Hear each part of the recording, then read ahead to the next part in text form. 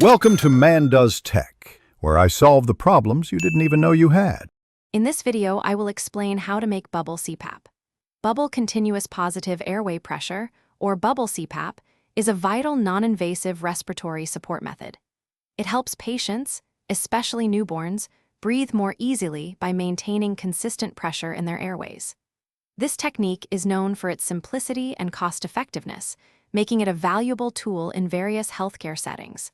It works by keeping the tiny air sacs in the lungs open, improving oxygenation, and reducing breathing effort. To assemble a bubble CPAP system, you'll need several key components. First, an oxygen and air source connected to a blender and flow meter is essential to control the gas mixture. Next, a humidifier is vital to warm and moisten the gas, preventing airway irritation. You'll also need inspiratory and expiratory tubing, appropriate elbow connectors, and nasal prongs for the patient interface. Finally, a bubbler bottle, often with a measuring tape, is used to create the therapeutic pressure.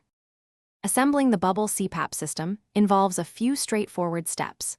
Begin by securely connecting your oxygen and air sources to the blender and flow meter, adjusting the flow rate typically between 5 to 10 liters per minute.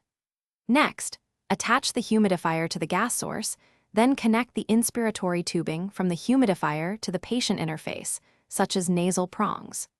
The expiratory tubing then connects from the patient interface to the bubbler bottle, with its end submerged in sterile water. The depth of immersion, usually between 3 to 10 centimeters, determines the pressure. Once assembled, operating and monitoring the bubble CPAP system is crucial. The desired CPAP pressure, typically between 5 to 8 centimeters of water, is set by adjusting the depth of the expiratory tube in the bubbler bottle.